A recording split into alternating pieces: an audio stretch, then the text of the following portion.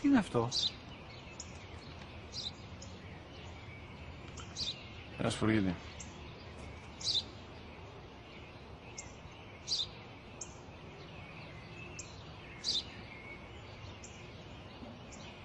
Τι είναι αυτό? Μόλις τώρα στο είπα, πατέρα, σπουργίτη είναι.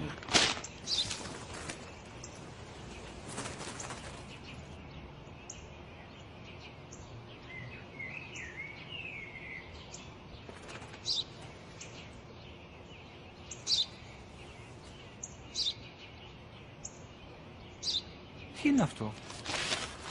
Ένα σπουργίτη είναι, πατέρα. Ένα σπουργίτη. Σπου-γι-τι!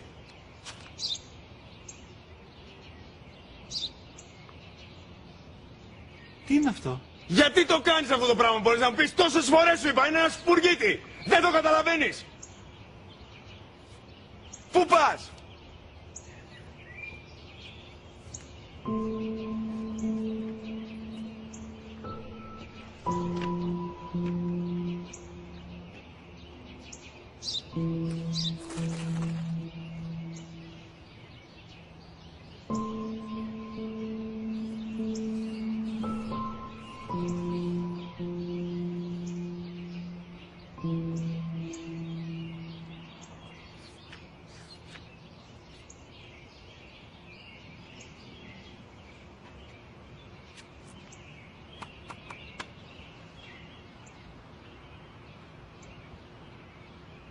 Δυνατά.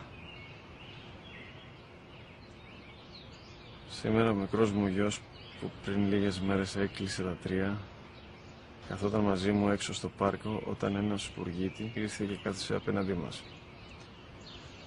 Ο γιος μου με ρώτησε 21 φορές τι ήταν αυτό και του απάντησα και τις 21 φορές ότι ήταν